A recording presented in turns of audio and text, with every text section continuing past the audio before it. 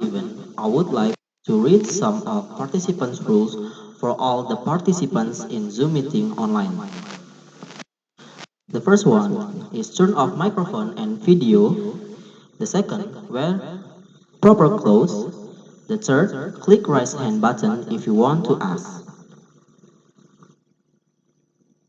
Bismillahirrahmanirrahim. Assalamualaikum warahmatullahi wabarakatuh. Good afternoon to all of us. Alhamdulillahirabbil alamin wa bihi nasta'in ala umuri dunya waddin. Wassalatu wassalamu ala asrofil anbiya'i wal mursalin wa ala alihi wa sahbihi ajmain. Amma His Excellency Rector of Universitas Muhammadiyah Jakarta, Mr. Dr. Mamun Murad Al-Barbasi, Master of Science, His Excellency Vice Rector 1 Universitas Muhammadiyah Jakarta, Bapak Associate Professor Dr. Muhammad Hadi, Bachelor of Public Health and Master of Nursing.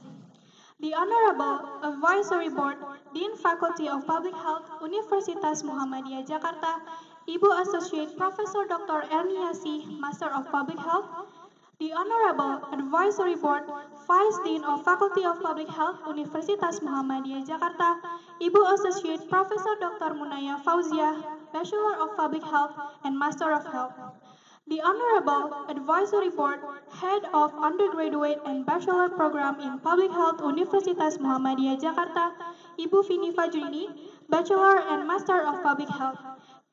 And the Honorable Advisory Board, Head of Undergraduate and Master Program in Public Health, Universitas Muhammadiyah Jakarta, Ibu Dr. Dewi Purnamawati, Bachelor and Master of Public Health.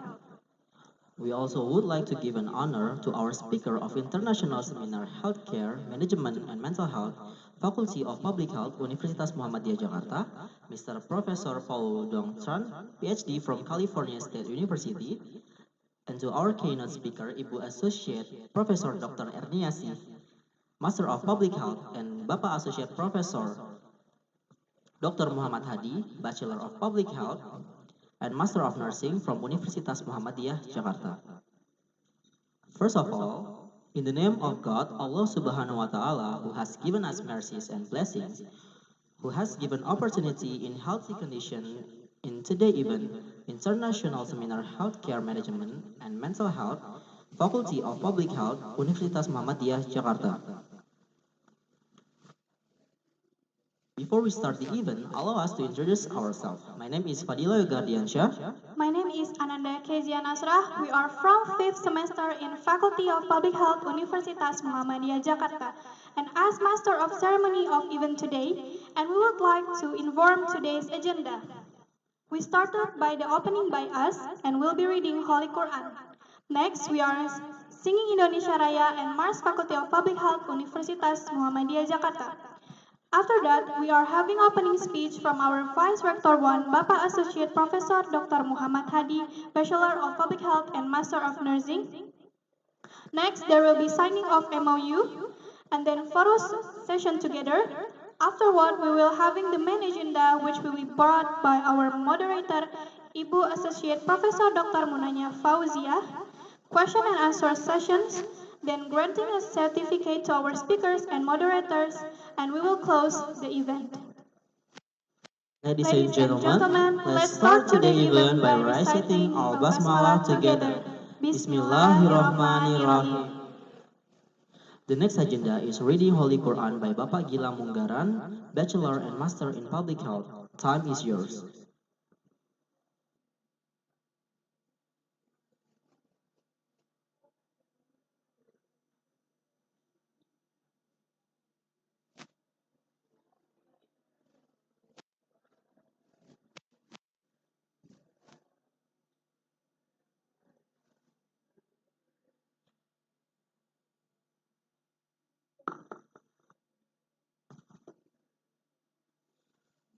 Assalamualaikum warahmatullahi wabarakatuh.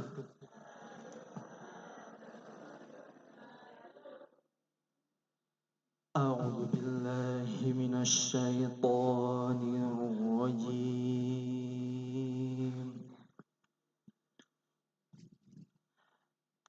Bismillahirrahmanirrahim.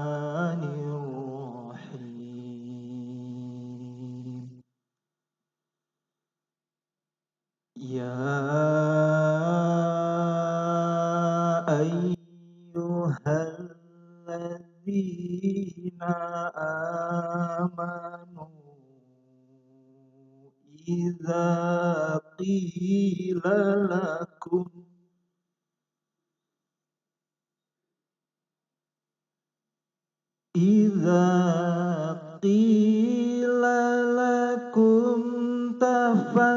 تفسحوا في المجالس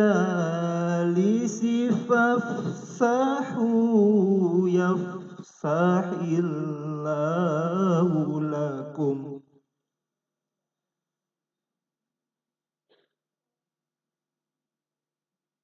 وإذا قيل انشزوا فانشزوا يرفع الله الذين آمنوا منكم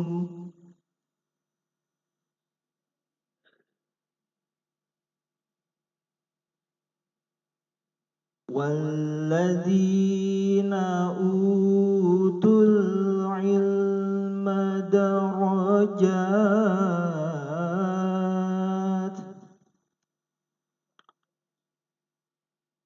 والله بما تعملون خبير.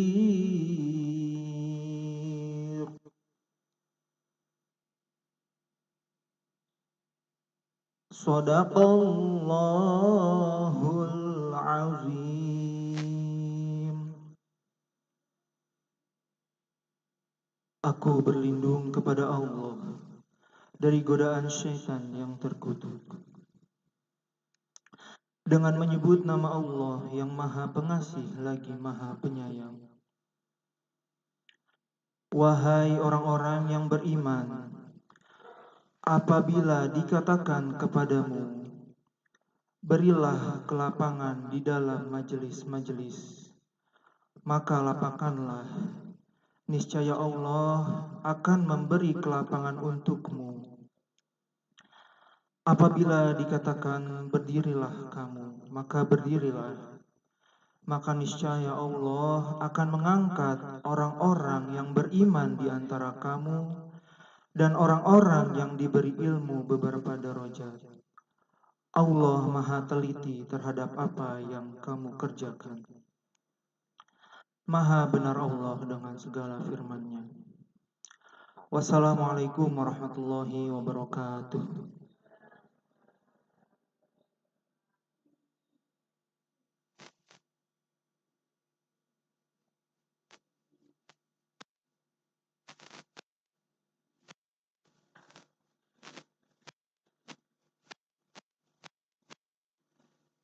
Thank you for read holy verses of Quran. Amin amin ya rabbal alamin. Next, we're singing Indonesia Raya and Mars Faculty of Public Health, Universitas Muhammadiyah, Jakarta. We're expecting all participants to stand up and sing along together.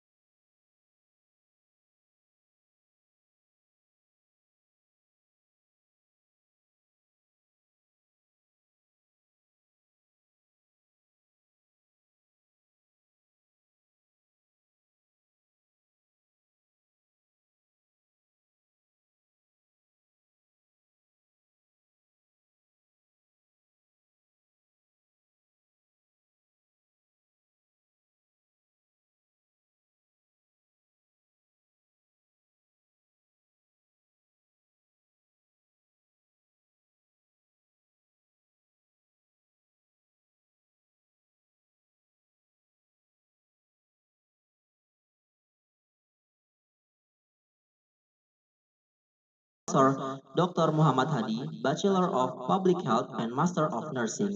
Time is yours.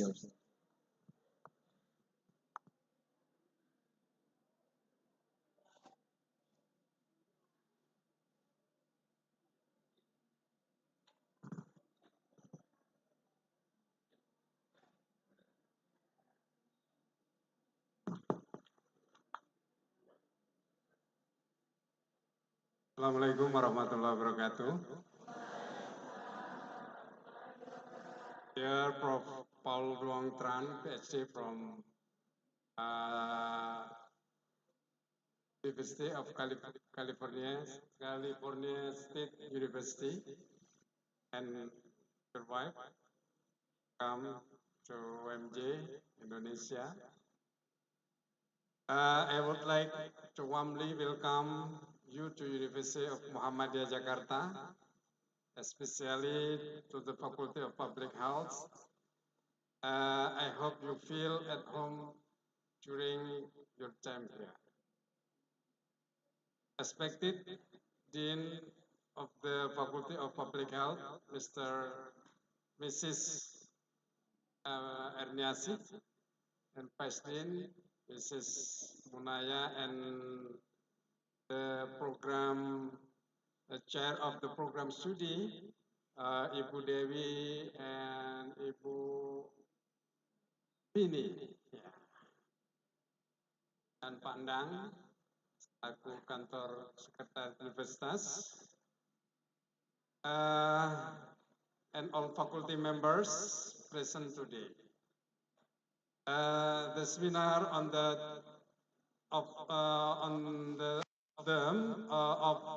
healthcare management and mental health is a very timely topic to discuss, as there is still a need to improve healthcare management, especially mental health services.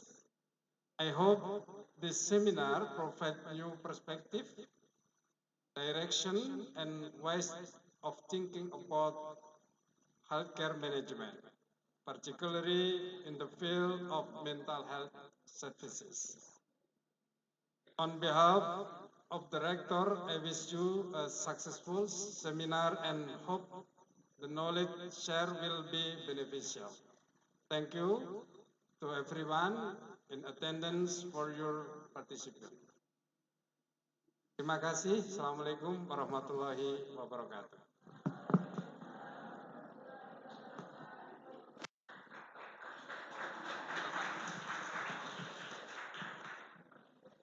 Thank you Bapak Associate Professor Dr. Muhammad Hadi, Bachelor of Public Health and Master of Nursing for the speech. Next, there will be signing of MOU by Ibu Associate Professor Dr. Ernayisih and Professor Paul DuongTran. Time is yours.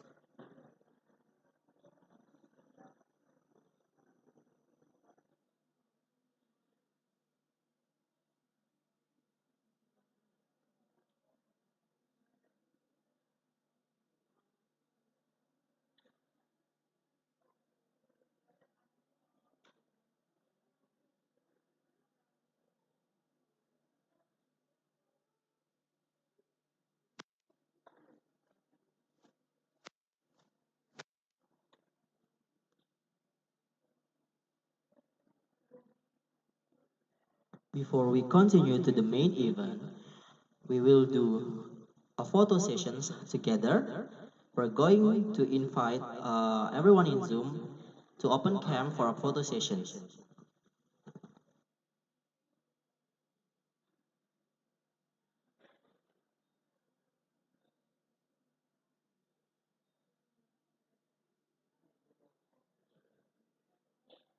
To everyone in Zoom online, please open your camera for photo sessions together. Thank you.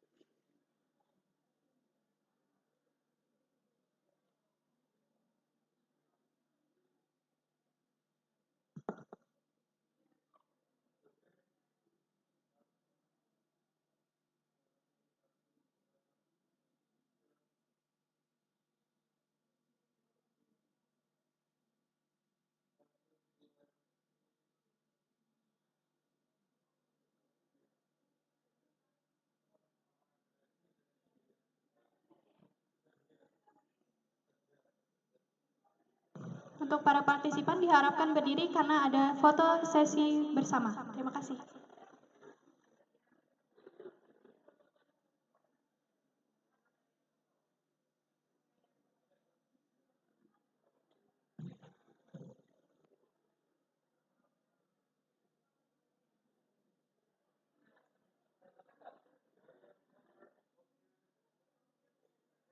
Satu, dua, tiga.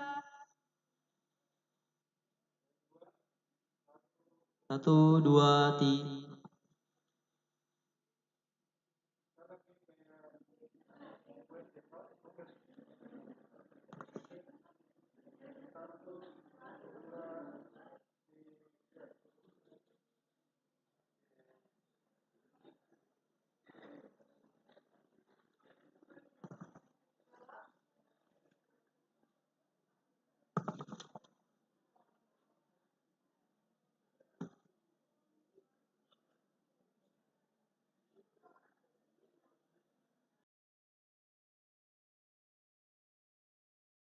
Participant to stand up and sing along together of the song Aviukila. So this song is about affirmation and self-love that taught us to more loving ourselves than anything and prioritize yourself to make your life better. All participants may stand up, follow, and sing along together.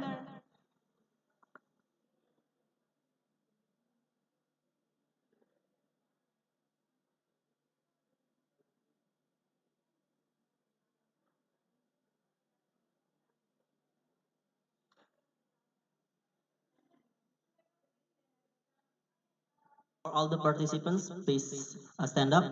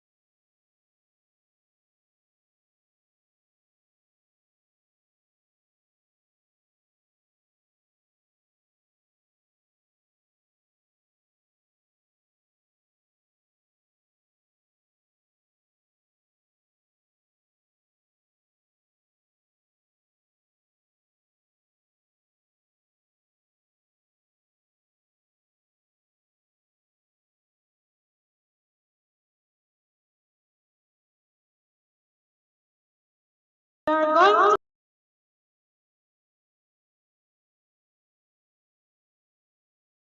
to Universitas Muhammadiyah Jakarta.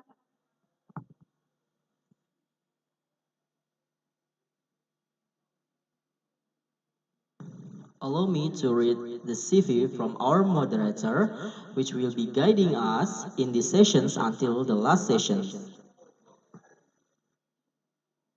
As a moderator, Ibu Associate Professor Dr. Munaya Fauzia, Bachelor of Public Health.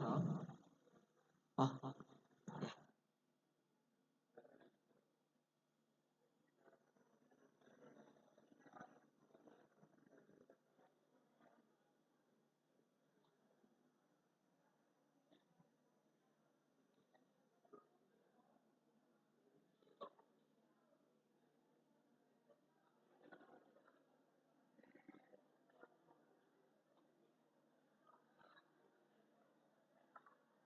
As a moderator, Ibu Associate Professor Dr. Munaya Fauzia, Bachelor of Public Health and Master of Health, is graduated from University of Indonesia, Faculty of Public Health, and from University of Diponegoro, Faculty of Public Health in Doctoral Program of Public Health. From 2020 until right now, she is Vice Dean of Faculty Public Health of Universitas Muhammadiyah, Jakarta. She has several journal publications. One of them is about palate exposure as environment risk factor for diabetes mellitus type 2. International Journal of Public Health Science also having several recognitions. One of them is Acquisition of Intellectual Property Rights or IPR, Textbook of Epidemiology of Non-Communicable Disease, Jakarta, October 12, 2018. An award as author of the National Standard Book of Epidemiology of Communicable Disease held by APTKMI, YAKMI in Bali in December 2019. And also having experiences in organization as organizer in the Indonesian Public Health Expert Association, YAKMI, DKI Jakarta Regional Government, member of Indonesian Public Health Promotion Educators Association or PPKMI, organizer of the Indonesian Public Health Higher Education Association IPTKMI DKI Jakarta, West Java and Banten regions, also Secretary Seconds in Association of Muhammadiyah Indonesian Public Health Colleges, and lastly, as a member of ICF Community, Muhammadiyah University of Jakarta. Allow me to read the CV of our speaker today, Mr. Paul DuongTran, Ph.D. Mr. Paul DuongTran, Ph.D. is a full professor of social work at California State University, Dominguez Hills, specializing in social welfare, mental health, and ethnocultural issues in health services. His academic background includes a Ph.D. in social welfare and multiple master's degree in social work and psychology. Mr. Professor Paul DuongTran, Ph.D. has received numerous awards, including the 2024 until 2025 Fulbright Distinguished Scholar Award to Vietnam. His teaching expertise spans cultural competence, mental health interventions, and social justice. He has also held prominent roles in academic leadership, securing over $1.5 million in grants and authoring numerous publications and conference presentations on social work, health inequities, and mental health. Fluent in English and Vietnamese, he is involved in cross-cultural research and mentoring with extensive work across in the US and Asia. To Ibu Associate Professor Dr. Munaya Fauzia and Professor Dr. Paul Duongtran, PhD, time is yours.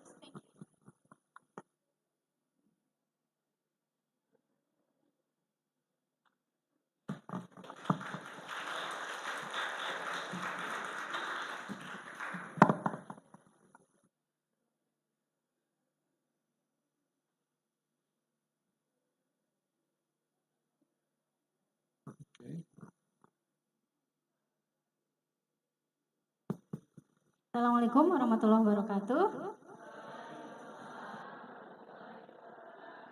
Thank you, Fadil and Nanda.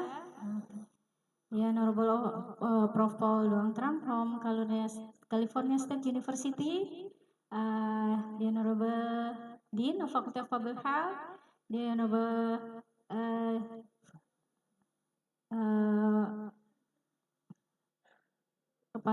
Kepala Program Studi, Ibu Vini, dear Rodora from Philippines and also America, Ibu Tuti Alawiyah from FISIP, thank you for coming here. Bapak Endang, Ibu Kaprodi, Program Studi Master of Public Health, Ibu Dewi, and dear student all, hello. Nice to meet you here. I'm very proud of you coming here.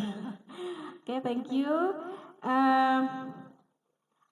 Of course, my name is Munay Fauzia and I will lead you for the next 40 minutes, yeah, inshallah, okay.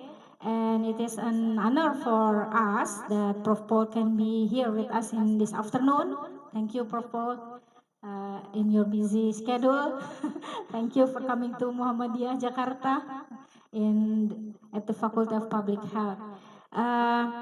There are still many challenges we face, yeah, in terms of health problem. In Indonesia, in the field of maternal and child health, there are still high maternal mortality rates and stunting. In 2045, Indonesia will reach its peak aging population. We need appropriate health services for this condition. And also in 2030 to 2040, Indonesia will have a demographic bonus, which is a big opportunity. However, this demographic bonus is also a challenge because it also includes a teenage population. Okay, dear student, are you teenage population? Part of the teenage population, right? Okay, you are adolescent. Adolescents of the same age can be at different level of development in various areas, both physical and social and psychological. And we have mental health problem in teenagers. It can take various forms such as depression, anxiety, stress, even suicide. I hope you don't do that. Okay, the causes also vary, including bullying and family problems. I really hope that we don't have that problem in our student, but to overcome this, increasing awareness, access, and quality of mental health services is needed. Today,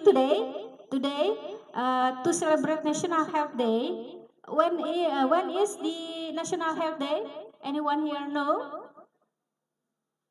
On 12 November. So, today, to celebrate National Health Day Indonesia, we present Prof. Paul DuongTran, who will present on healthcare management and mental health. Okay, let's pay close attention to Prof. Paul's explanation. Please, Prof. Paul, I give you the floor. Okay. I have some slides, or I can just talk without slides. So, I have some slides. Yeah. Okay, here. Welcome. I'm very happy to be here, and I'm so impressed that many people can understand English and speak English very well. So, the you are a student of public health, and you're faculty of public health. Public health in the U.S. Is responsible for the development of public health policies. We have the U.S. Public Health Service, which is the national organization that establishes policies for the country. That would include physical health and mental health. Okay. So let me next please. Very briefly, I'm a professor in California. I'm part of the California State University system that has 23 universities. 23 universities, And I'm at the University of Dominguez Hills, which is right here, which is near Los Angeles. Okay. So I just want to show you where I work. We have a lot of students.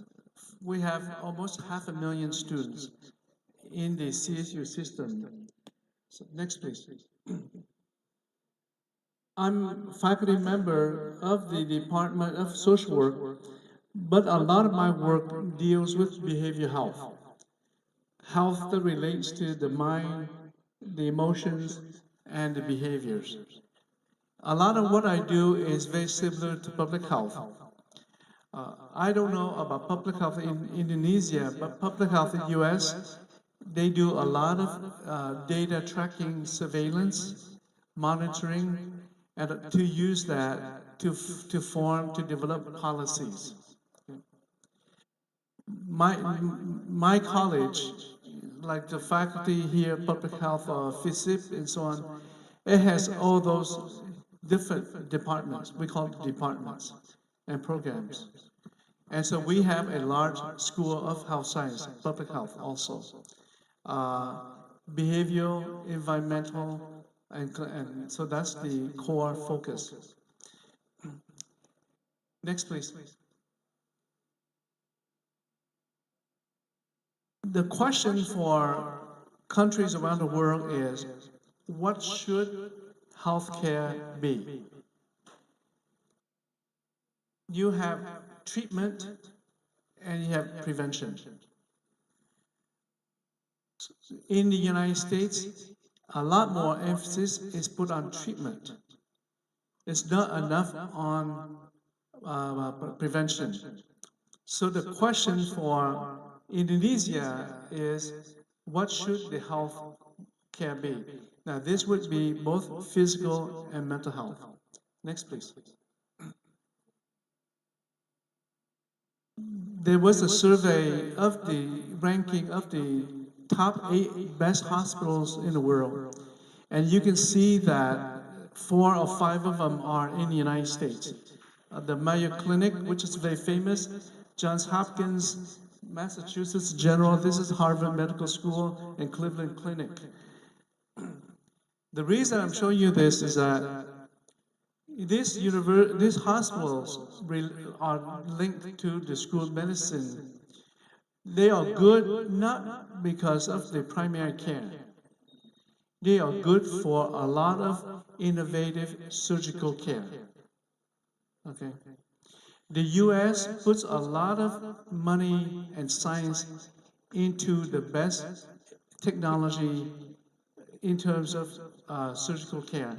Cleveland Clinic, maybe about 5 years ago, did the first face transplant in the world, transplanting the face of a person.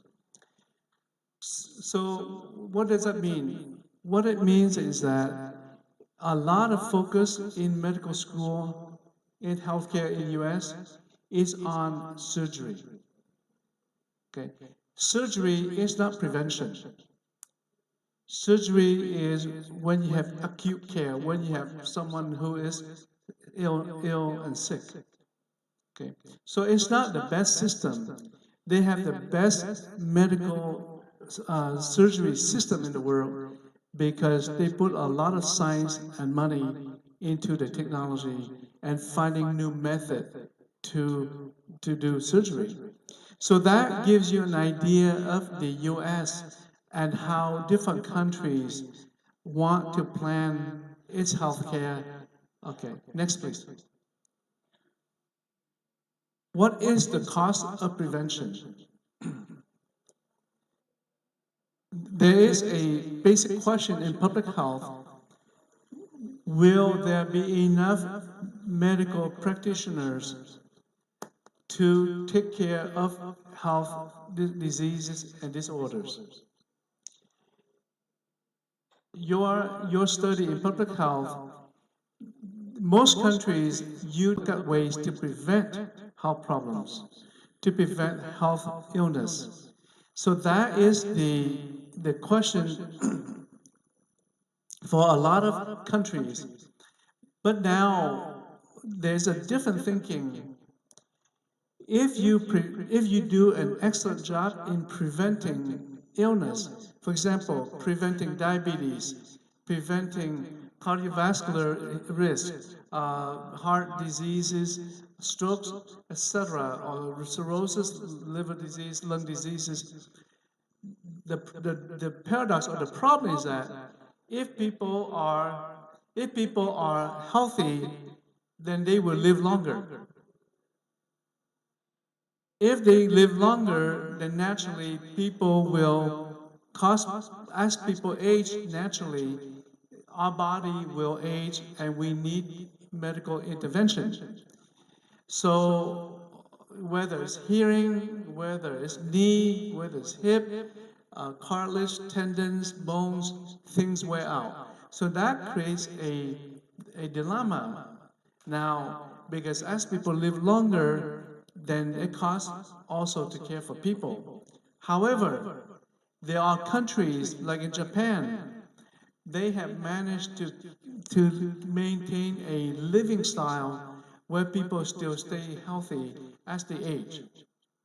Okay, so prevention and lifestyle are important. This morning, I talked to the faculty of medicine about prevention and what people, society can do to stay healthy. So the healthier we are, as we old, we still are healthy. Every time there's illness, it costs the system. I understand that Indonesia has a national health insurance. No country can have unlimited resources. No country on earth. Having a national universal insurance means that every citizen in Indonesia has health care. But people still have to stay healthy, because otherwise it would be so expensive for this government or any government. So the role of public health is very important. The role of public health is to promote, implement prevention health. Okay. Not treatment, because medicine already is involved treatment.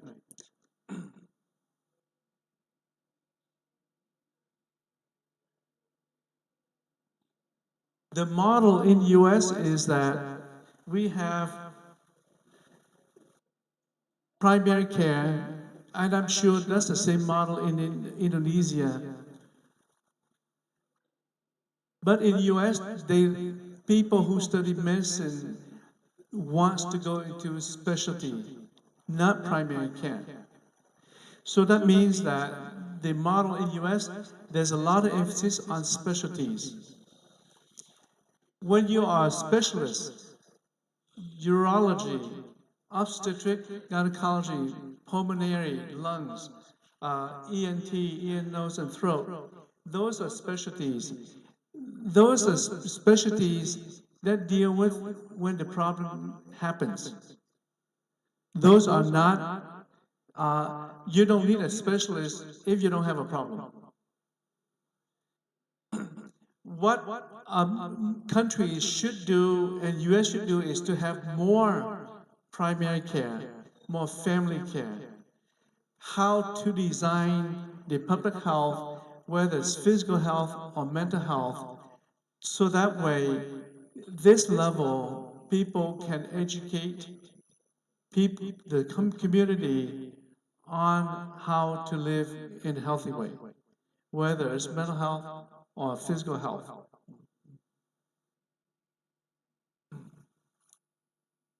Universal health care in the UK and Canada, they have universal health care. That means that everyone has health service.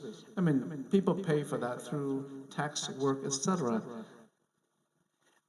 The focus primarily is on family care or preventive care, meaning that your primary physician provides making sure that a patient or every person knows how to live in a healthy way. The focus in these countries is to make sure that people, if you have a cold, if you have a flu, they will educate you on ways to avoid a cold or a flu. You don't want to contract the virus, you don't want to transmit the virus. Those are part of the public health thinking in a lot of these societies. The problem is that specialty care is very limited. If you need a heart transplant, you may have to wait for referral, you may have to wait because there's a long list.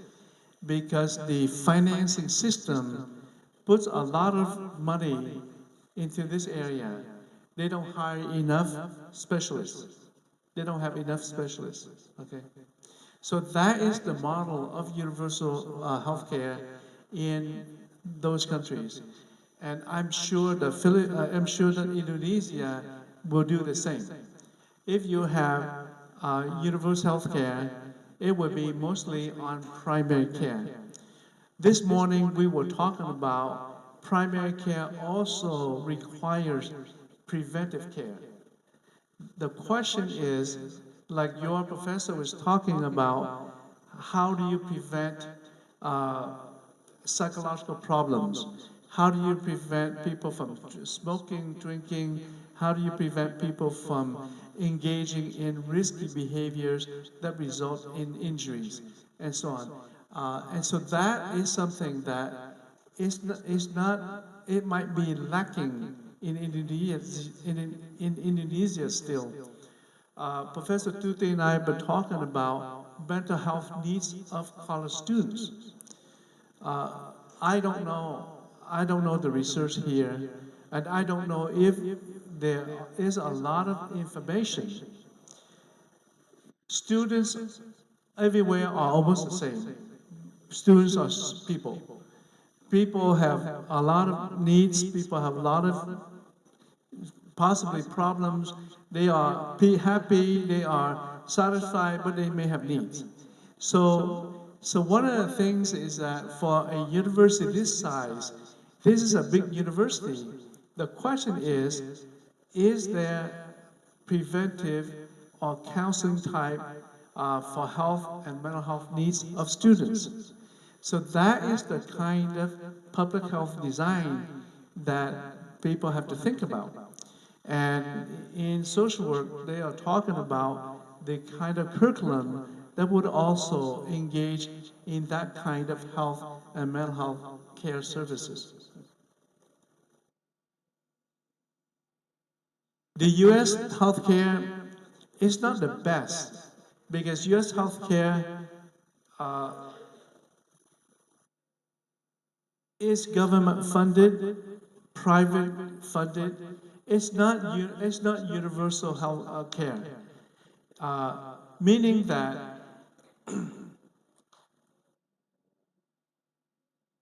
private health insurance companies are the ones that provide coverage for people to get health care, whether it's mental health or physical health. When you go to work, for example, if I were to work here at UMJ, at my university buys insurance company with different health insurance company. And then I get coverage through those companies, not government. I pay for it, my university pay for it, and so that's how I get health insurance. What happens to people who don't work? What happens to people, like kids who don't work? What happens to people who stay home to take care of family? They don't work. I will talk to you a little bit more about that. Yeah. In the US, people like the freedom to choose, meaning that they can choose different doctors. In the national health care, you go to see the doctors that's available. You don't get to choose. In the US, you can choose different doctors. And I'll talk to you a little bit more later on. I'm talking in very simple way here because these models are very complex.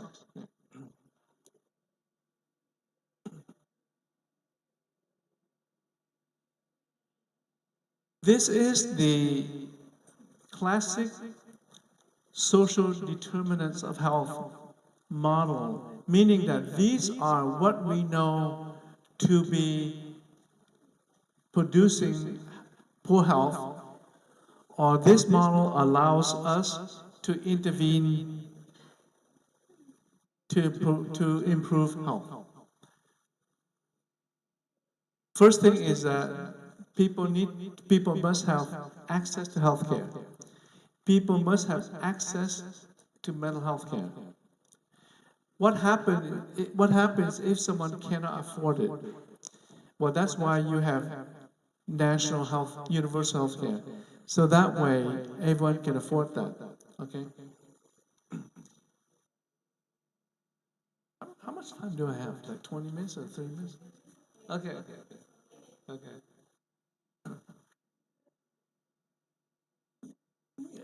This morning I talked about how health, different problems, communicable diseases, disease that has to do with the body, the cell, mutation, cancer, etc., and virus, and bacteria. The way the world thinks, the way we categorize health problems, non-communicable disease are things that don't transmit by virus or bacteria. For example, hepatitis is a communicable disease through fluid or blood. Your lifestyle. Do you sleep enough?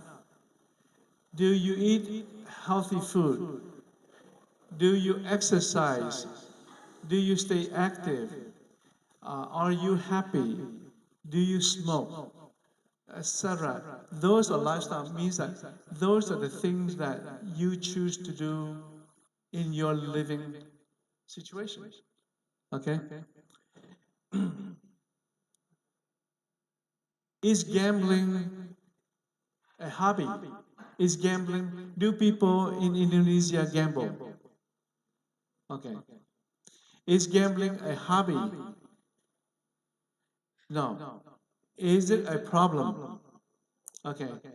If gambling is a problem, is it a serious problem, right? These are the questions for science and for researchers and public health. If gambling is a problem, then how do you classify gambling? Is it health, physical health? Is it mental health? You see that? What is it? What do you consider it? Gambling. So, substance, cigarettes, alcohol is not a big problem in Indonesia, but smoking still is because people smoke. In Asia, in other parts of Asia, drinking is a big problem. Drinking is a big problem. Korea ranks among the top 10 countries in the world in terms of how much people drink. Vietnam as well. Okay. And then mental disorders. Is that a health concern? How do you classify that?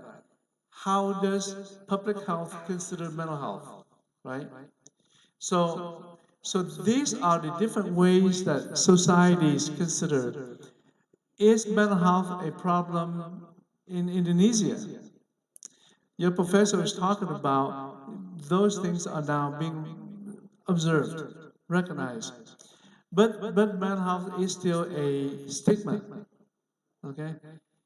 It's a stigma, and also, are there people to help those who have mental health problems? Okay. Are there enough counselors, psychologists, social work practitioners, etc.? So those are the larger public health questions as a policy. Okay.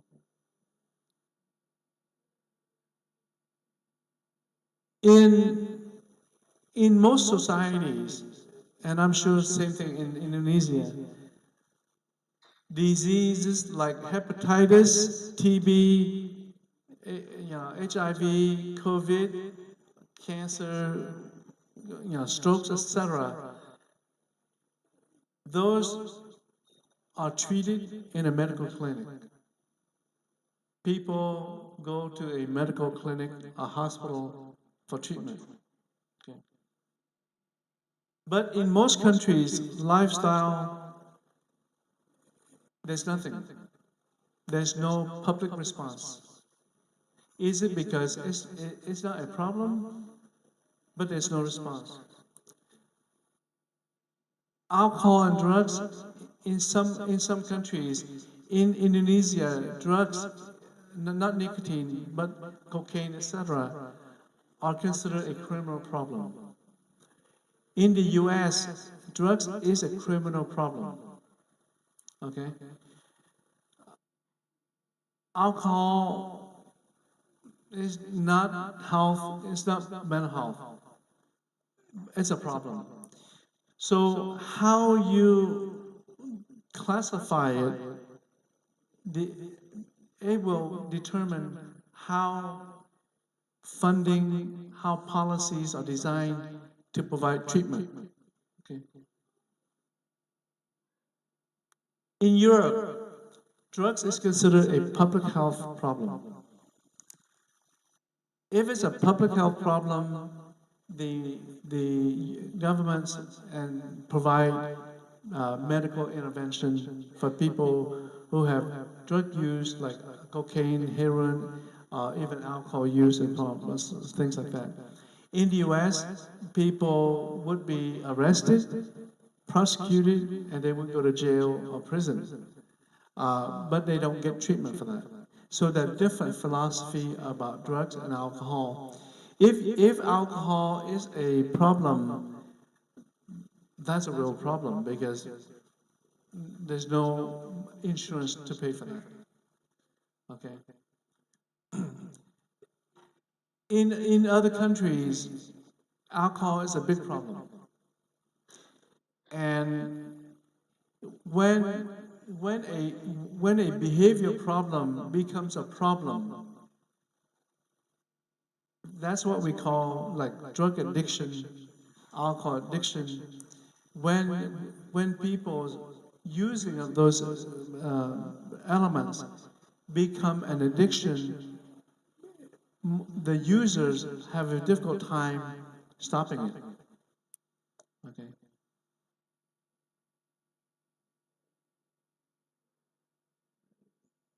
How many of you do extra walk for physical fitness, for exercise? Just walk extra, walk a little bit longer.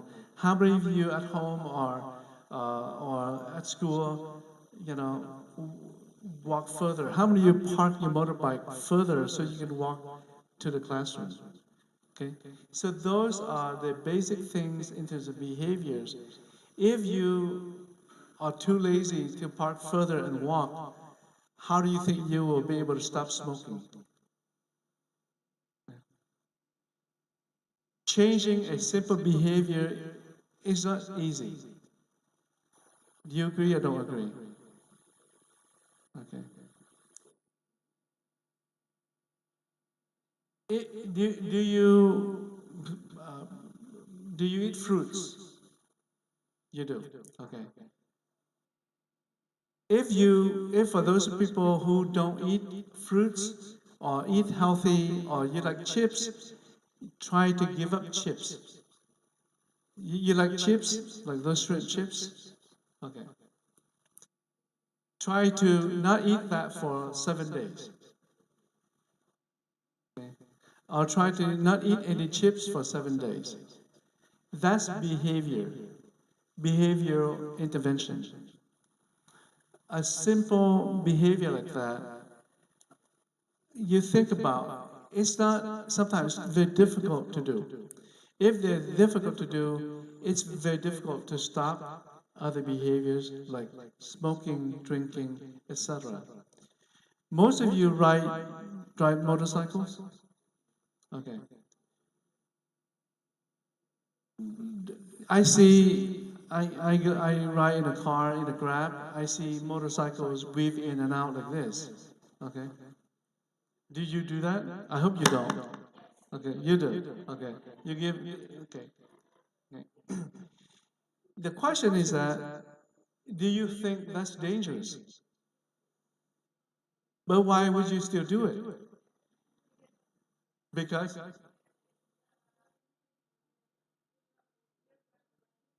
uh, okay, and you don't want to be late. Okay, if you don't want to be late, have you thought about starting earlier? Okay, you have. Okay, so these are simple day-to-day behaviors. Sometimes we don't think about the serious consequence. Sometimes we think that by going faster, we save 10 minutes. But a collision, a fall, could be very dangerous, right? Whether you wear your helmet or not, it's dangerous. So you see, these are ordinary behaviors that we do every day, and we can't change that. Okay, if you want to minimize the risk, then everyone should ride the motorcycle in a straight line and wait for every car and start earlier, etc. Okay? So I want to show you that the simple idea that changing behavior is not as simple as you think. It's not simple. Uh, if you like, how do you like eating sweet snacks? You like sweet, like cookies, traditional stuff? Okay. Try to stop eating that for 7 days, right? Not eating the sweet snacks for 7 days, okay? When I work with people, I actually set up a diary every day that people record when they eat or when they want to eat, and they stop eating that. So the point is that behaviors, a lot of it has to do with mental health, because uh, if I'm stressed, I like to eat something sweet. That's that's normal because it relates to the brain. The sugar and the brain and feeling good, they relate to one another. And so if I'm stressed, I should, walk around the building or inside the building a few more times rather than eating something sweet. So those are behavior change to improve mental health. That's still healthy, right? So those are the examples. And in mental health, most societies, we do nothing. We do nothing. In Indonesia, I don't think there's a lot of service programs or training to deal with the mental health needs of people, whether it's young or old. And so, because most societies, we don't think that's a problem. We think that's a private problem. We think that's a personal problem. So, traditionally, we think that because I'm a weak person, that's why I can't deal with life, etc. But it's more than that. Okay? Healthcare in the U.S. is designed this way: private, public, and doctors group, but mostly private and public. Veteran affairs is for people who are involved in the military. Military veterans, they are active soldiers or they are retired soldiers. So there's an entire healthcare system that is provided only for veterans and their family members. So that's a form of universal health care for veterans, but not for other people. Okay. So only for active and non-active members of all ages. If if you are working, you can't go to VA. If you're not related to the military, you can't go to VA. Everything's no. Only VA's Veteran Affairs. For private hospitals, like I imagine Muhammadiyah has hospitals. Those are private hospitals. In insurance, you can go private hospital. Medicare, Medicare is a government-funded health insurance for people who are over 65 years of age. That's health care for the elderly.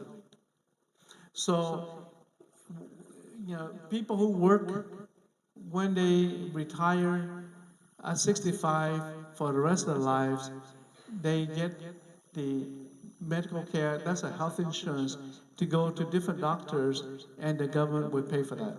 So that's a form of health insurance. Okay. Medicaid, Medicaid is also funded by the government. It's for people who are considered lower income level.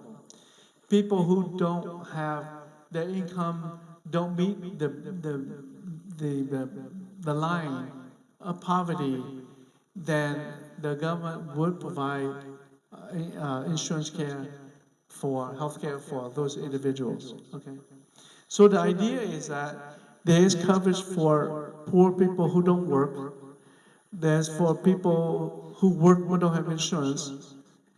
And there are people who are 65 years and older who don't have a history. People who don't have a work history are people who may have a chronic disabilities.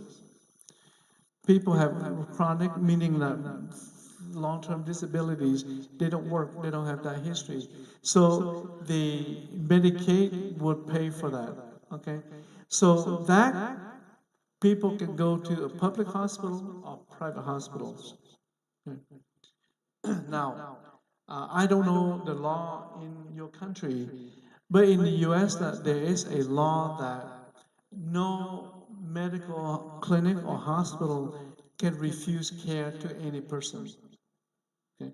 Meaning that if if I get a car accident, they take me to the hospital, they cannot check whether I have insurance, I have money, or I can pay for it.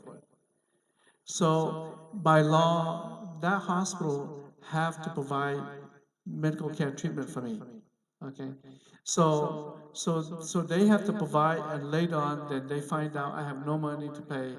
Then that's a problem for the hospital. So doctors group is a small doctors that get together to form their own clinics, but they operate the same like this.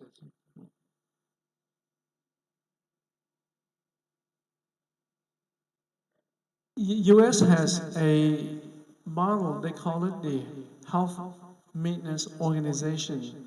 That means that one health facility that provides all the services for the members inside that system. Everything from uh, counseling, therapy, to MRI scan, cancer treatment, surgery, etc.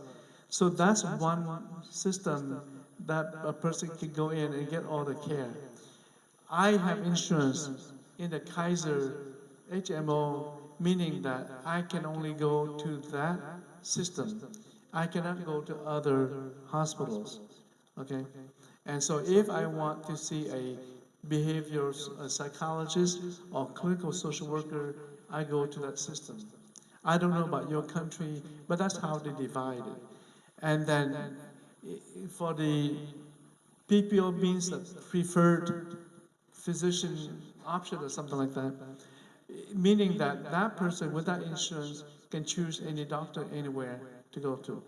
So that's how the financing structure is done. The in just this year, the U.S. government just passed a law that they call it mental health parity for both mental health and addiction, based on the 2008 law, which means that all insurance company must provide mental health services to the same amount of money, the same amount of quantity that they provide to healthcare. Okay. Now let me explain this. U.S. healthcare is very expensive. If you have a heart attack and you get a bypass, they reroute different of your veins, your aortas, and so on. That can cost in U.S. like $400,000. I don't know what, $400,000 in your country, but that's a lot of money. It's a lot of money in the US as well, okay? That's like 20 new cars, okay? So for a long time, insurance company only provide maximum about 12 sessions of counseling, meaning that for a long time, if I want to see a clinical social worker or a psychologist, I can only see them for 12 sessions, 1 hour each session. So that means that, by those sessions are free. By the 12th to the 13th session, I have to pay by my own cash, my own pocket money. So the government now says that that's not fair at all, because you can have a heart attack, a bypass, it could cost $500,000, but yet you only give people 12 sessions of, of mental health care. So now the new law says that the benefits for mental health and substance use disorder be treated at the same level with medical and surgical benefits. Meaning that if I have a drinking problem and it takes 2 months every day to help me overcome drinking addiction, then the insurance company must provide that. That's the reason why drug and alcohol and smoking addictions are people struggle in U.S. because they cannot afford to get treatment for that, so they don't get treatment for it. Okay, but now they have the opportunity to get treatment. The problem with gambling is that gambling is even more difficult to treat than smoking and drinking. But yet, more and more people are involved in gambling. So it becomes a very dangerous situation.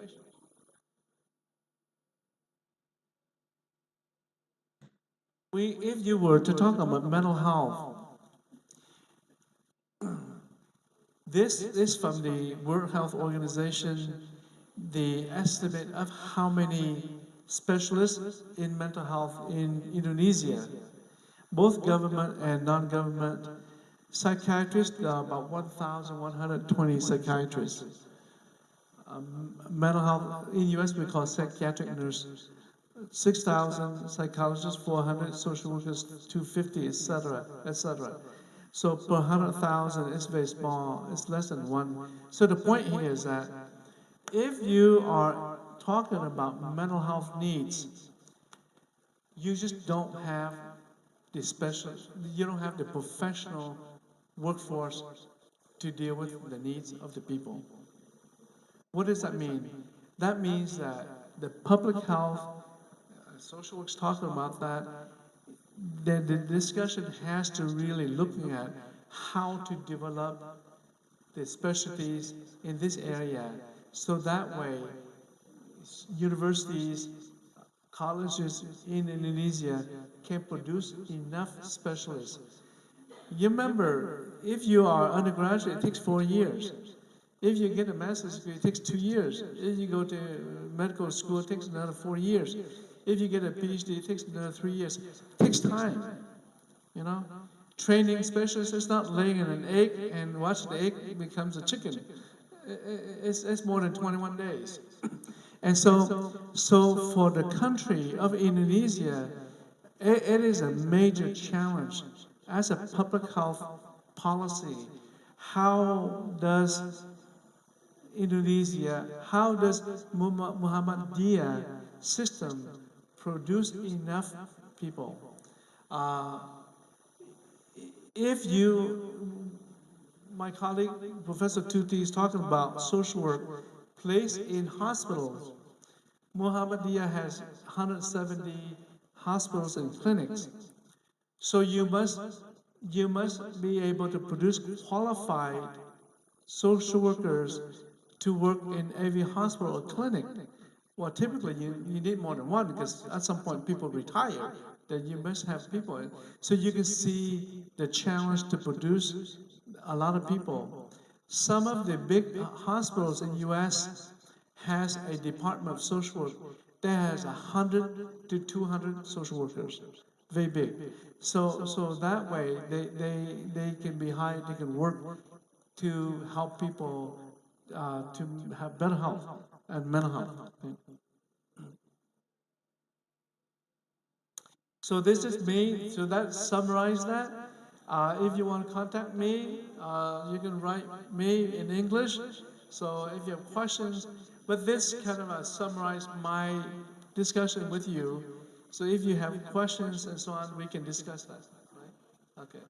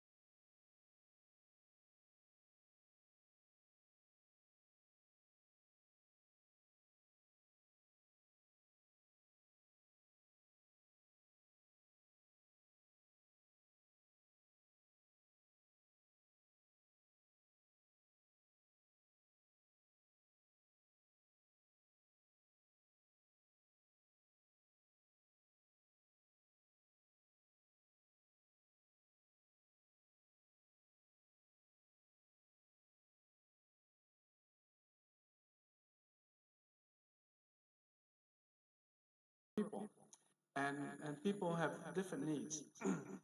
uh, I think it's important that slowly this society and most society needs to recognize that mental health is part of well-being.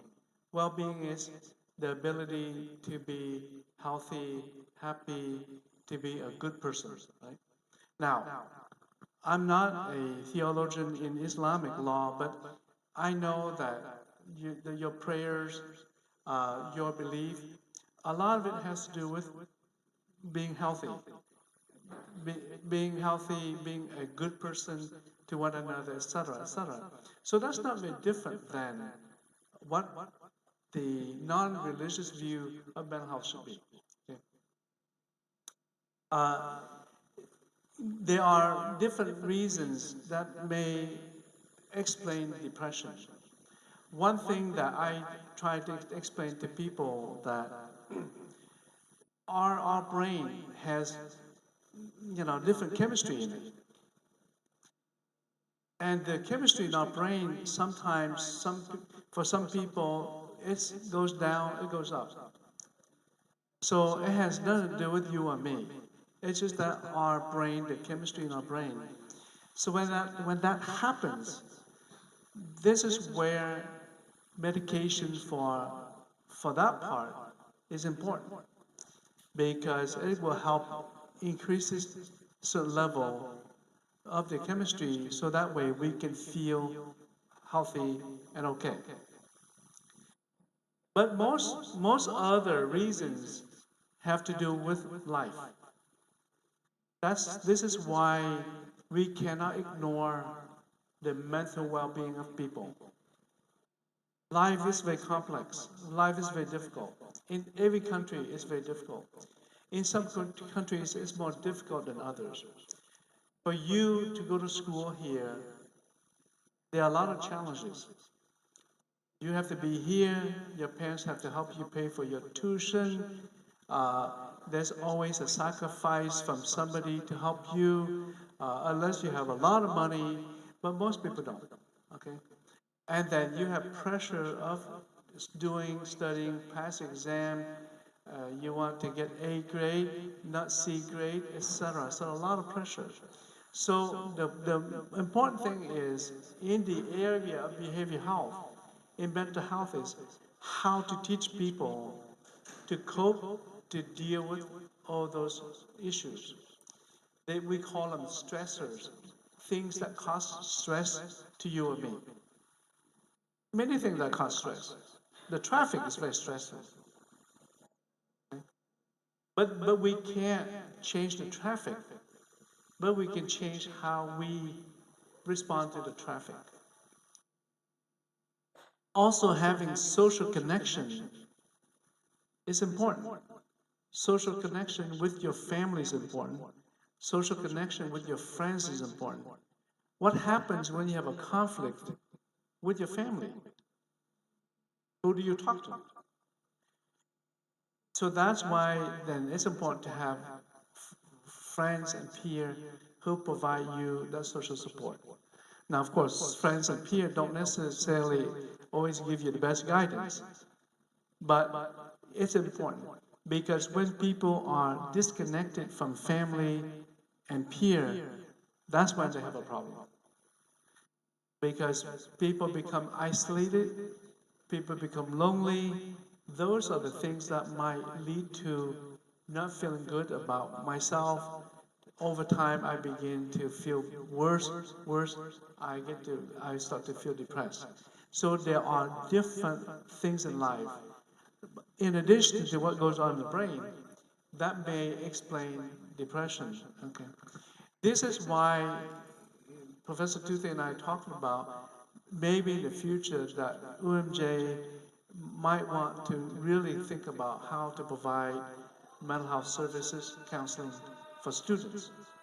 Because we teach you, your professor teach you a lot about knowledge.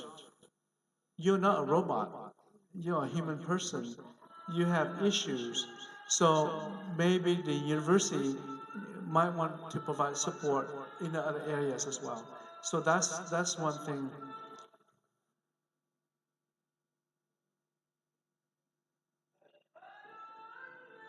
You ask about how to tell people the importance of mental health. It is very important. Uh, do you know that your face have many micro muscles? Do you know that when you wake up in the morning, how your face look and feel, it will affect your mood the way you feel for the rest of the days. You know what I'm saying? If I look unhappy in the morning days, I go through the day, I will feel really unhappy by the end of the day. Meaning that my muscles affect the way I behave, and my friends look at me unhappy, they don't want to talk to me. So you see how everything is affected. And so, and also the facial structure connects to nerves. And so, and nerves connects to how we feel, the brain, and so on and so on. And so by the end of the day, I may not feel very good. Meaning that simply by changing your face expression, first thing you should do is look in the mirror and smile. And so practice that. We were dancing. Dancing is what? Is to stimulate the body, blood flow, stimulate different neurotransmitters, and feels good. So if you look in the mirror every morning, if you don't feel good, make a happy face. Try to, because that will change, affect the way you feel. That's how important mental health is. A simple facial expression. This is why an angry face you want to avoid. An angry face does not smile. And what we look, how we behave, other people will decide to talk to us or not. So suddenly it affects social connections. So that is something I just want to share. Aside from the stigma, we are human beings. It's important to kind of recognize that. It's good to feel good, right? Because if we feel good, we are a better person to the next person next to me, us. So,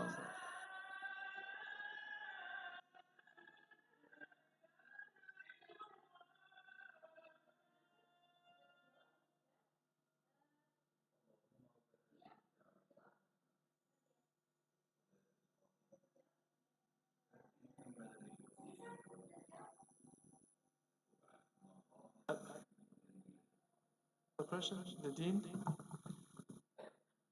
Okay, is there any questions? Fadil? Okay, and other? Okay, okay.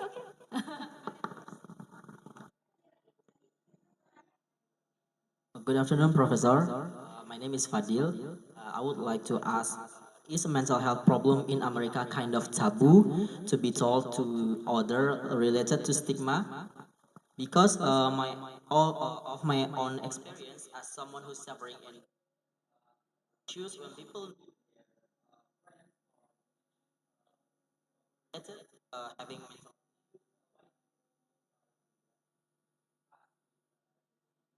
crazy people.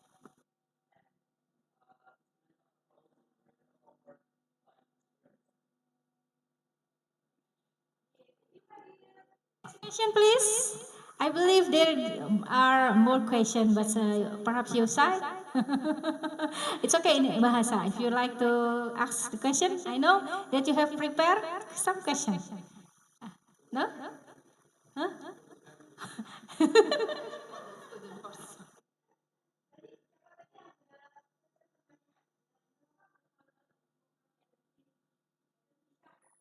Okay, thank you, Prof. Paul, for your interesting presentation.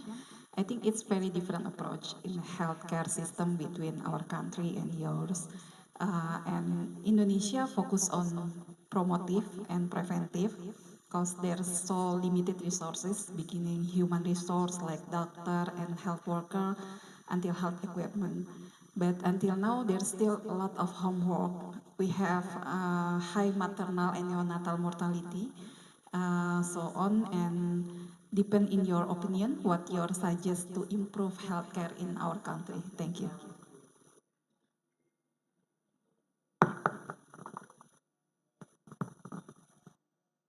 Any other questions? So let me answer.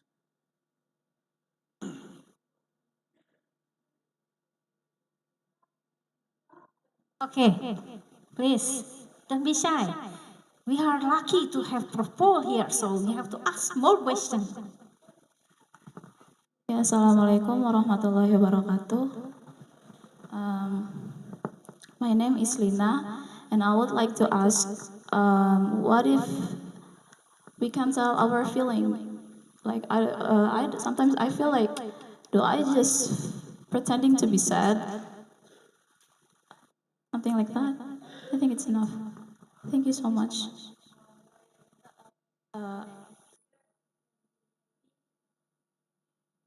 Is another question? Is there? No? Please? Don't be shy? No? Okay. So let me answer 4 questions.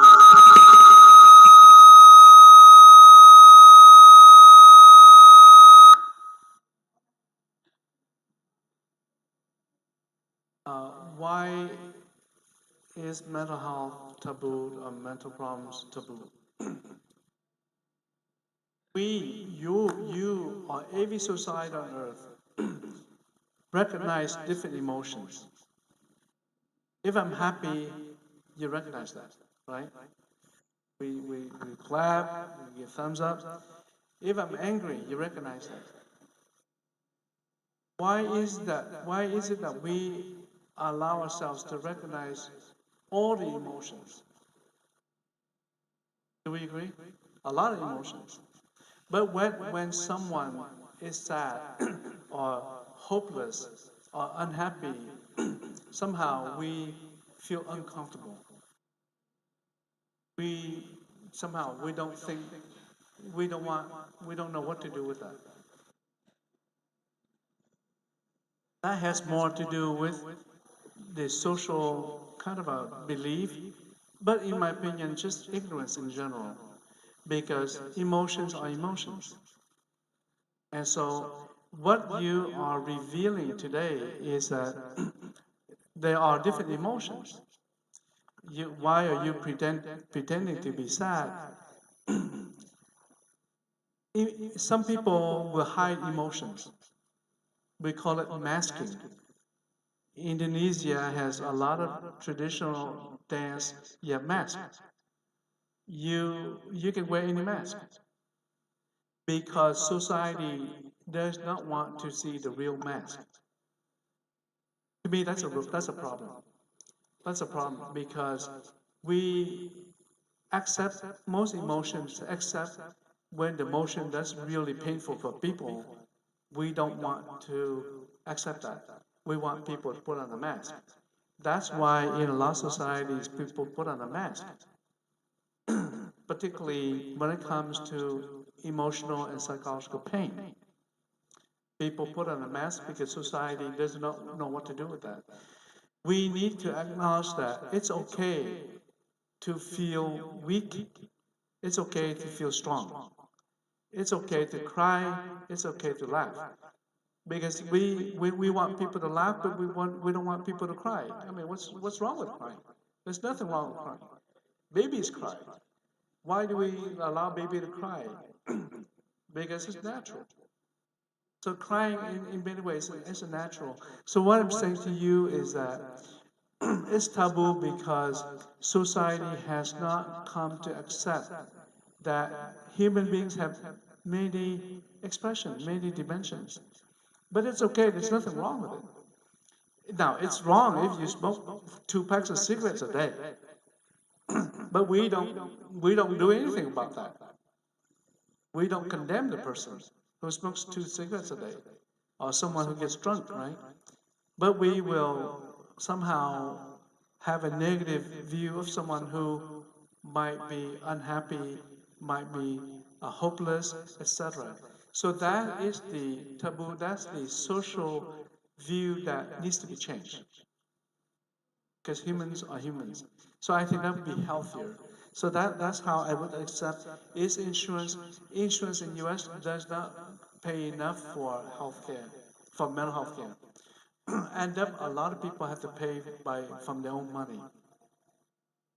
In the US, mental health care is provided by psychiatrists, by psychologists, by clinical social workers, by mental health counselors, by marital and family therapists. So there are a lot of different specialties to provide different types of mental health counseling. In all universities, there is always a student health center that provides physical health and mental health. So that is something that we provide in American universities. Yeah.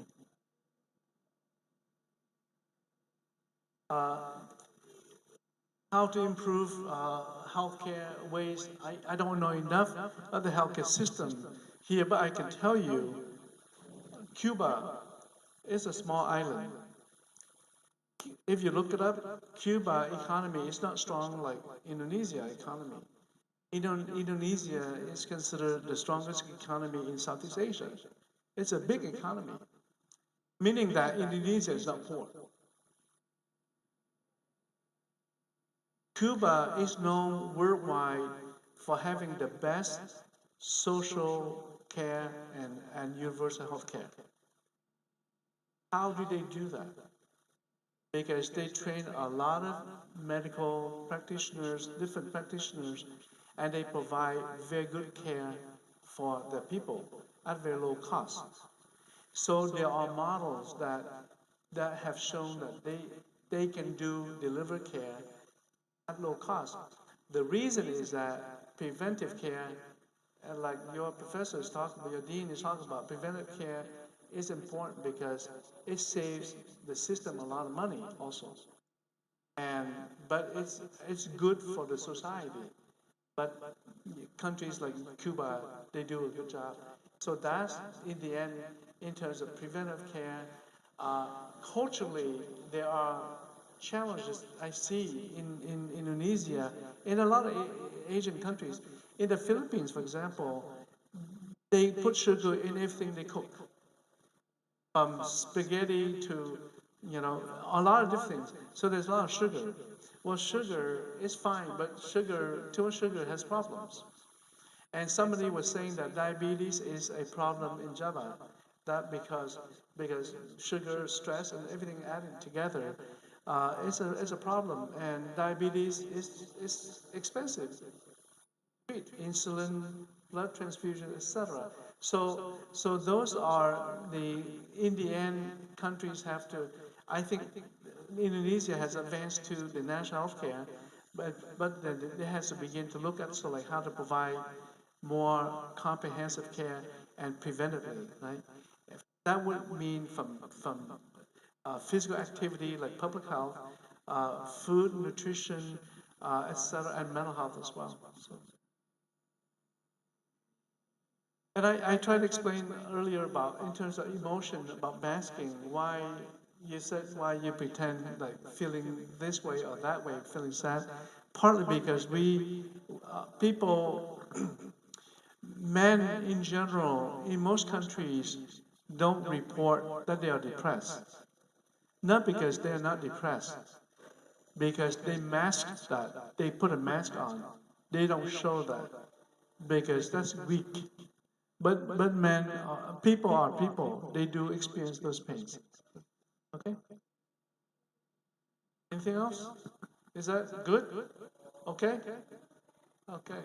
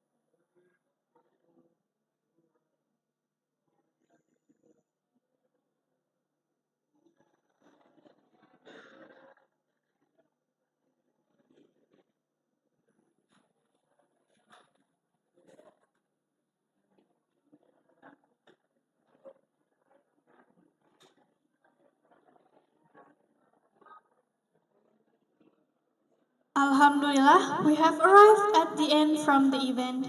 We would like to thank all participants who have taken the time to attend the events today. And the last we say, Wassalamualaikum warahmatullahi wabarakatuh.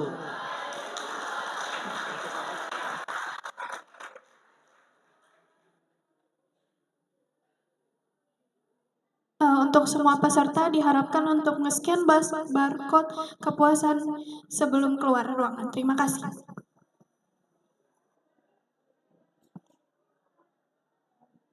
Untuk peserta jangan lupa untuk men-scan barcode kepuasan. Ya, peserta yang men-scan barcode hadir nanti dapat sertifikat buat isi SKPI ya, surat keterangan pendamping ijazah. Kemudian juga nanti peserta akan mengisi Google Form kuesioner terkait penelitian mengenai mental health ya. Terima kasih. Assalamualaikum warahmatullahi wabarakatuh.